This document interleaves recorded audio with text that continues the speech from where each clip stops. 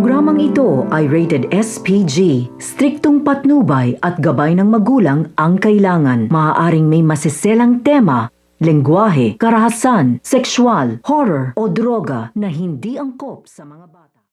Nalaman na nga nito nila Lynette na itong ang si Moira nag-utos dito nga sa holdapper na pukpukin ang kamay nga nito ni Annalyn at balak pa nga saksakin ito nga si Annalyn.